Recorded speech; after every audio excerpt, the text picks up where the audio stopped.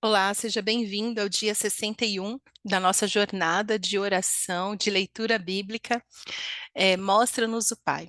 Hoje estamos no livro de Números, capítulos 14 e 15, e também para reflexão, Provérbios 31, versos de 10 a 31. E eu quero meditar aqui com vocês o que está no capítulo 14. A partir do verso 1, nós lemos: Naquela noite, toda a comunidade começou a chorar em alta voz. Todos os israelitas queixaram-se contra Moisés e contra Arão, e toda a comunidade lhes disse: Quem dera tivéssemos morrido no Egito ou neste deserto, porque o Senhor está nos trazendo para esta terra só para nos deixar cair a espada? Nossas mulheres e nossos filhos serão tomados como despojo de guerra. Não seria melhor voltar para o Egito? Olha a tentação aí de voltar para uma vida de escravidão. E disseram uns aos outros: Escolheremos um chefe e voltaremos para o Egito. Então Moisés e Arão prostraram-se com o rosto em terra diante de toda a assembleia dos israelitas. Josué, filho de Num, e Calebe, filho de Jefoné, dentre os homens, dentre os que haviam observado a terra, rasgaram as suas vestes e disseram a toda a comunidade dos israelitas: A terra que percorremos em missão de reconhecimento é excelente. Se o Senhor se agradar de nós, ele nos fará entrar nesta terra, onde há leite e mel, onde há leite e mel com fartura, e a dará a nós. Somente não sejam rebeldes contra o Senhor e não tenham medo do povo da terra, porque nós os devoraremos como se fossem pão. A proteção deles se foi, mas o Senhor está conosco. Não tenham medo deles. Mas a comunidade toda falou em apedrejá-los. Então a glória do Senhor apareceu a todos os israelitas na tenda do encontro. O Senhor disse a Moisés: Até quando este povo me tratará com pouco caso? Até quando se recusará a crer em mim, apesar de todos os sinais que realizei entre eles? Eu os ferirei com praga e os destruirei, mas farei de você uma nação maior e mais forte do que eles. Moisés disse ao Senhor: Então os egípcios ouvirão que pelo teu poder fizeste este povo sair dentre deles, e falarão disso aos habitantes dessa terra.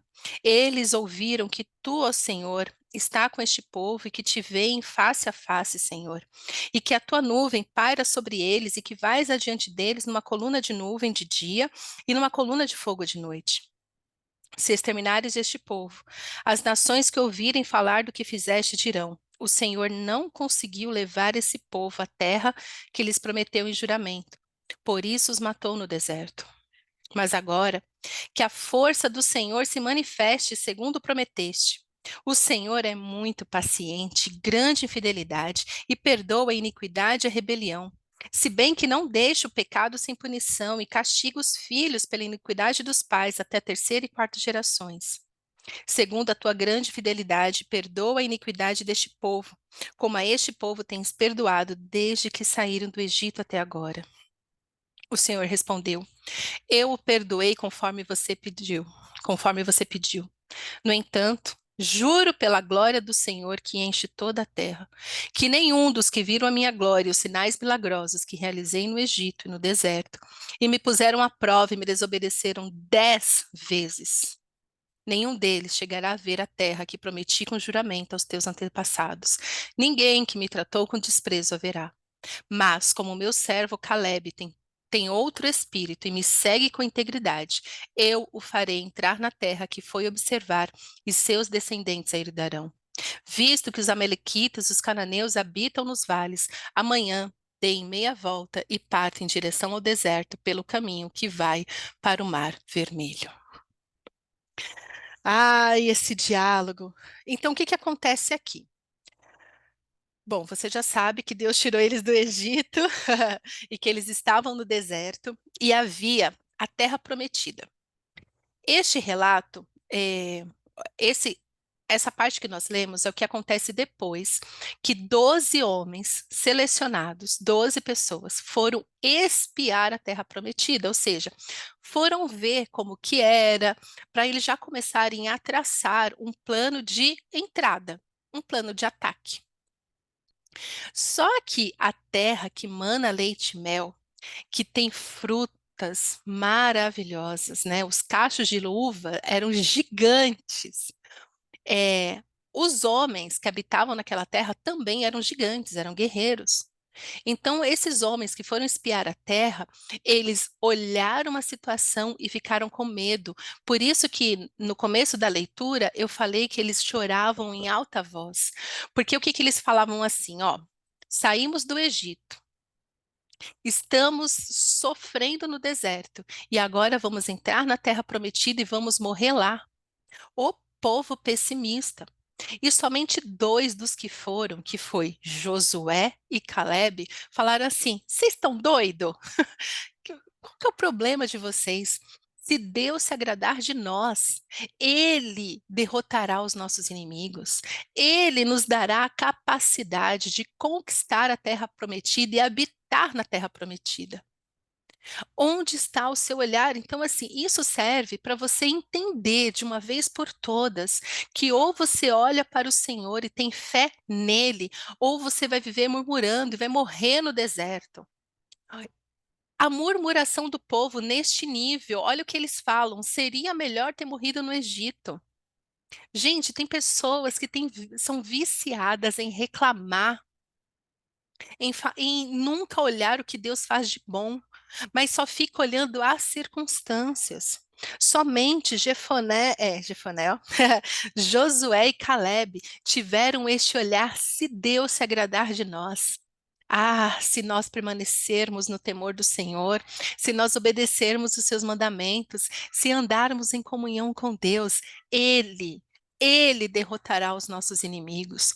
Josué e Caleb viram a glória de Deus, eles criam em Deus, eles tinham fé em Deus, eles não olhavam circunstâncias, eles não olhavam gigantes, eles não olhavam o que poderia acontecer de ruim, porque o coração deles estava no lugar certo, estava em olhar para Deus e conhecer o Senhor e ser conhecido por Ele.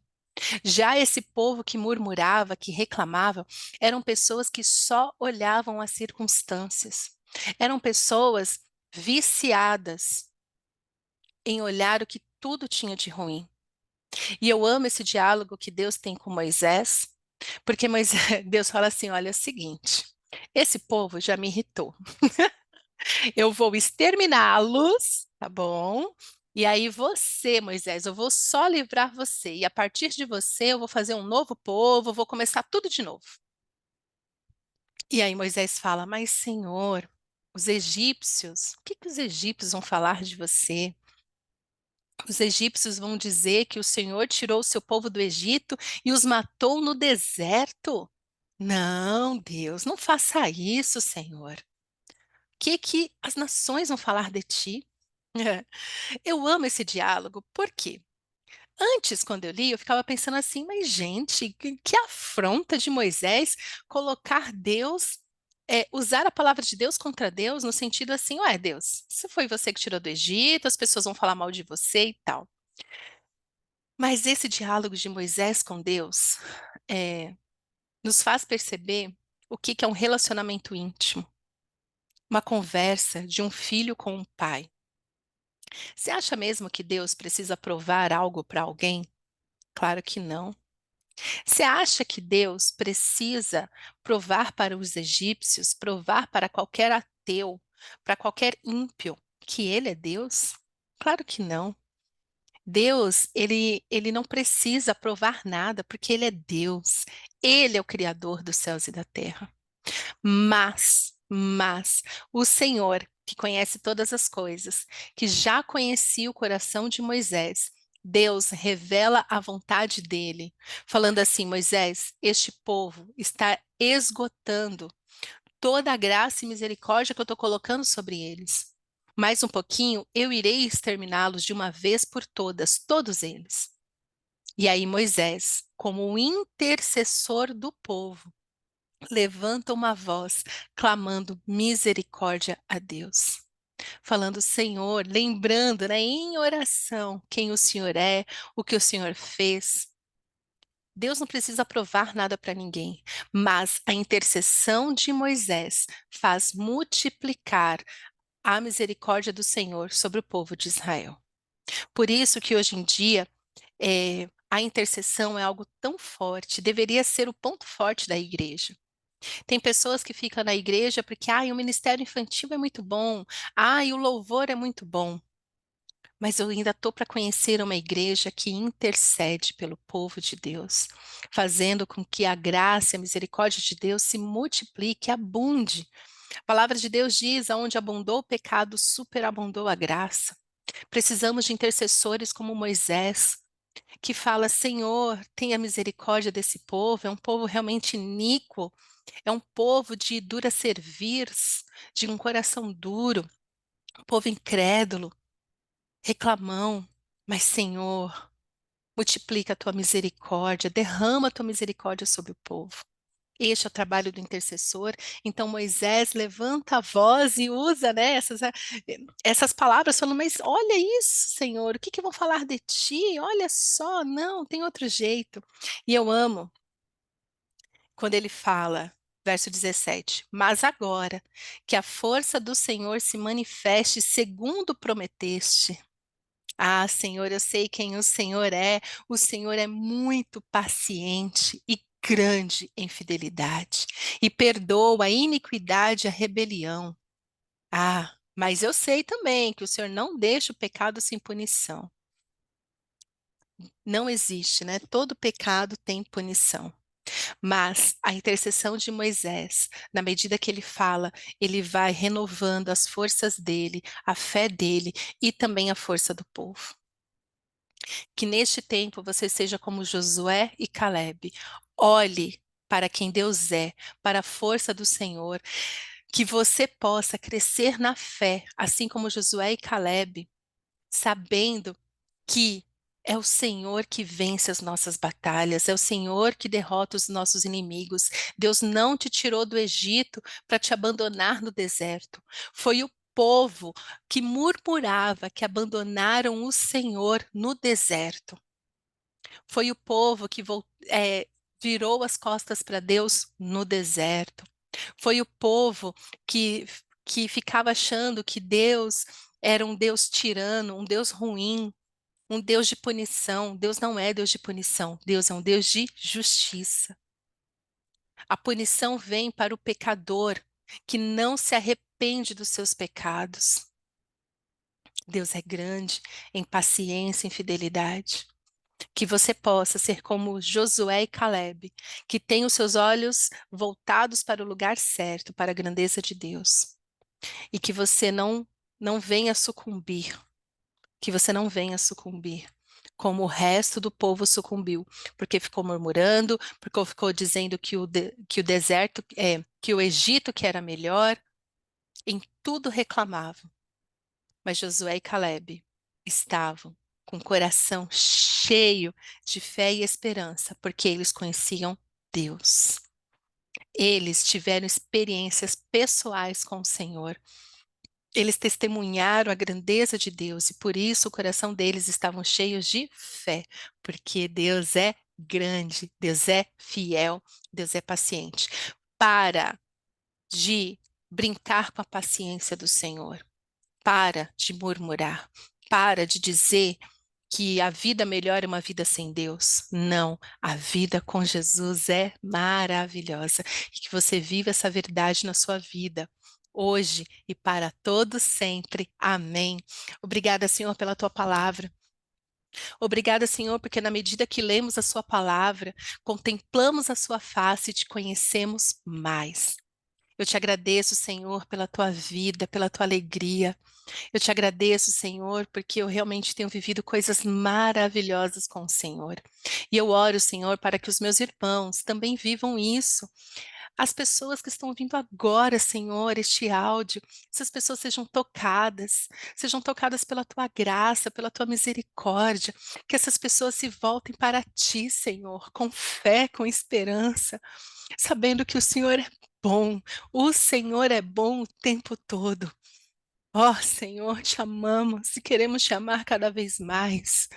Que o nosso coração seja cheio de fé e esperança por olhar para ti, Senhor, e não para as circunstâncias. Corrige a nossa visão, corrige os nossos ouvidos, corrige o nosso coração, para que possamos andar em santidade e te amar, Senhor, cada vez mais. É o que eu te peço, Paizinho, em nome de Jesus. Amém.